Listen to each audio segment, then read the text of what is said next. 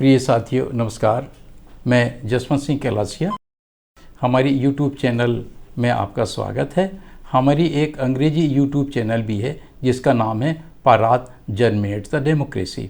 हम दीगर social media platform पर भी उपलब्ध हैं। कृपया डिस्क्रिप्शन में जाकर इसकी जानकारी प्राप्त कर सकते हैं। यह चैनल एक विचार चैनल है, ना कि समाचार चैनल, लेकिन हम देश व संसार के घटनाक्रमों व मामलों, करंट अफेयर्स एंड इवेंट्स पर अपने विचार, विश्लेषण, टिप्पणियाँ प्रस्तुत करते हैं।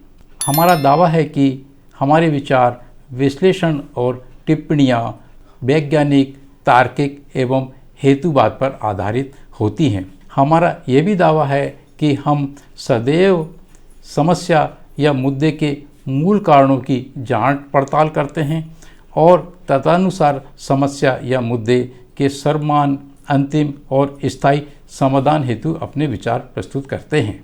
इस प्रकार हमारी यह चैनल बुद्धिजीवियों, अकादमिशियनों, शिक्षित, जिम्मेवार, संवेदनशील लोगों के लिए है। हम भारतीय राजनीति के क्षेत्र में अनेक आमूलचूल प्रकार के प्रयोग, एक्सपेरिमेंट भी कर रहे हैं।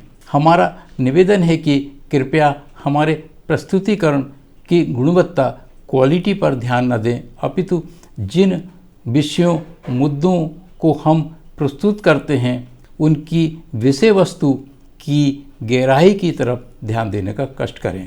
अगर आपको लगता है कि हमारी चैनल क्रांतिकारी, आधारभूत व मौलिक विचारों को प्रस्तुत कर रही है और आपके ज्ञान में वृद्धि कर रही है, तो कृपया हमारी इस चैनल को सब्सक्राइब, लाइक और शेयर करने का कष्ट करें। सब्सक्राइब करते समय बेल आइकॉन भी दबाने का कष्ट करें ताकि हमारे वीडियोस के नोटिफिकेशंस आपको प्राप्त होते रहें।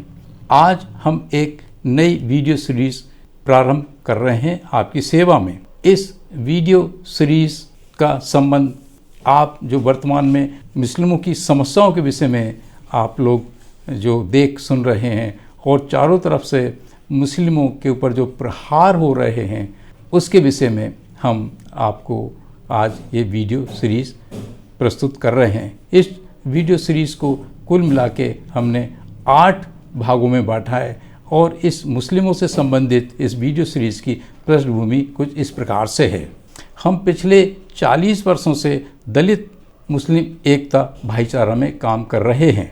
हमारे गुरु माननीय वीटी राजशेखर बेंगलुरु दलित साहित्य अकादमी एवं अंग्रेजी पाक्षिक दलित वॉइस का संचालन, संपादन करते हैं। वे बहुत बड़े दलित मुस्लिम एकता भाईचारे के हिमायती थे। उनके विषय में गूगल एवं विकिपीडिया में सर्च करके जानकारी प्राप्त की जा सकती है। वीटी राजशेखर जी ने सन 1987 में एक 2 दिवसीय राष्ट्रीय स्तर की दिल्ली में हुई मुस्लिम बुद्धिजीवियों की एक सेमिनार में भाग लिया था। इसमें उन्होंने मुस्लिम समस्याओं के विषय में अपने विचार प्रस्तुत किए थे। इन्हीं विचारों को उन्होंने दलित वॉइस पाक्षिक पत्रिका के जनवरी 1988 के द्वितीय अंक में संपादकीय के रूप में प्रकाशित किए थे। आज से ठीक 33 वर्षों पूर्व, कृपया ध्यान दें, उन्होंने मुस्लिम समस्याओं से संबंधित अपने विचारों को आज से 33 वर्ष पूर्व दलित वॉइस पत्रिका के 1988 के अंक में अपने विचार प्रस्तुत किए थे। इस वीडियो सीरीज़ में आप पाएंगे कि भारत का मुस्लिम समाज आज की जिन भीषण समस्याओं से गुजर रहा है उसके विषय में वीटी राजशेखर जी ने 40 वर्षों पूर्व से ही मुस्लिम नेतृत्व को चेतावनी देना शुरू कर दिया था और इनसे निजात पाने के लिए भी अचूक सुझाव भी दिए थे। इस संपादकीय का हमने बहुत मेहनत से हिंदी अनुवाद किया है। हमारा दावा है कि इसमें जिन महत्वपूर्ण तथ्यों को उजागर किया है वे आपको अन्य कहीं देखने, सुनने, जानने को नहीं मिलेंगे। अतः ध्यान से सुनने समझने का कष्ट करें। आज हम इस श्रृंखला का प्रथम एपिसोड आपके सामने इस प्रकार से प्रस्तुत करते हैं।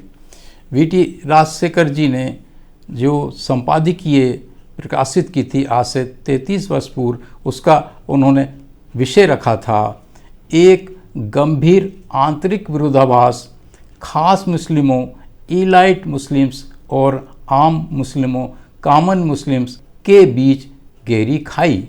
मैं इस विषय को पुनः दोहराना चाहूँगा। एक गंभीर आंतरिक विरोधाभास, खास मुस्लिमों, इलाइट मुस्लिम्स और आम मुस्लिमों, कॉमन मुस्लिम्स के बीच गहरी खाई। हम भारत के मुस्लिम अल्पसंख्यकों पर हो रहे जुल्मों पर इतना ज़्यादा लिख चुके हैं कि अब तक पत्थर भी पिघल गया होता।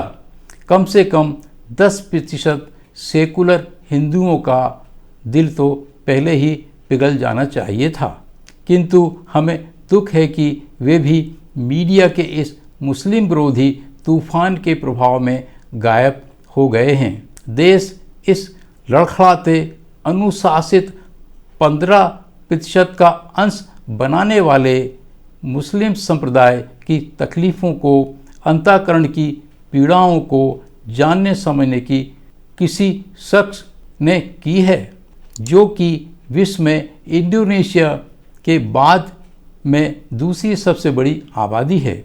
वे कहते हैं कि जब भारत में अनेक समाज वैज्ञानिक हैं, इतिहासकार हैं, खोजी पत्रकार हैं, एकेडमिशियंस हैं, तो क्या कारण है कि इस शिष्टाचारी व अनुशासित संप्रदाय की चीखों को कोई भी सुन समझ नहीं पा रहा है, जिसने कि भारत पर 1000 वर्षों तक राज किया और भारतीय जनजीवन, संस्कृति तथा नैतिकता के विकास में बहुत योगदान दिया। भारतीय शासक वर्ग अहिंसा, सहिष्णुता, प्यार मोहब्बत और करुणा की तो बहुत डींग हाँकता है, लेकिन जब कभी मुस्लिमों की पीड़ाओं की बात उठती है तो उसकी दयालुता की दूध की धारा क्यों सूख जाती है? क्या कभी मुस्लिमों ने उच्च जातियों की जानों से खेला है, जबकि उन्होंने 1000 वर्षों तक उन पर राज किया है?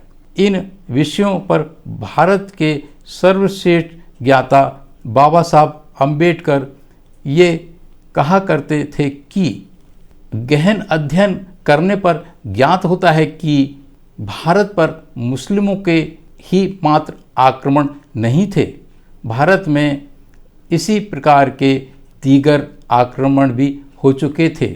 ये आक्रमण भी कम क्रूर नहीं थे। अगर हिंदू भारत पर मुस्लिमों ने आक्रमण किया था तो बौद्ध भारत पर ब्राह्मणवादियों, आर्यों ने भी आक्रमण किया था। ब्राह्मणों, आर्यों ने जिन तौर तरीकों का प्रयोग करके बौद्ध भारत से बौद्ध धर्म को खत्म किया, वे कोई कम क्रूर और कम हिंसक नहीं थे। मुस्लिम आक्रमणकारियों ने केवल हिंदू धर्म के बाहरी लक्षणों को ही नष्ट किया, जैसे कि मंदिरों और मठों को तोड़ना इत्यादि, लेकिन उन्होंने हिंदुइज्म का खात्मा नहीं किया और मुगलों ने लोगों के किसी ऐसे सिद्धांत और मत विचारधारा को ध्वस्त नहीं किया जिसका संबंध लोगों के धार्मिक आध्यात्मिक जीवन से था।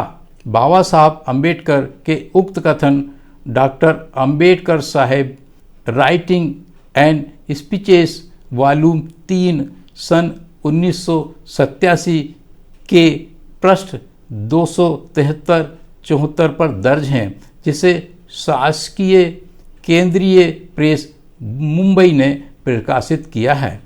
तथागत बुद्ध के बाद इस महान विद्वान डॉक्टर अम्बेडकर के ये विचार जब इस बात को सोचने के लिए मजबूर करते हैं कि जब मुस्लिम अपने 1000 वर्ष के राज में उच्च जातियों के प्रति बहुत अच्छे थे और दयालु भी थे, तो ये अचानक ही मुस्लिम विरोधी हिंसा की लहर मात्र 41 वर्षों के उच्च जातियों के राज में क्यों उत्पन्न हुई?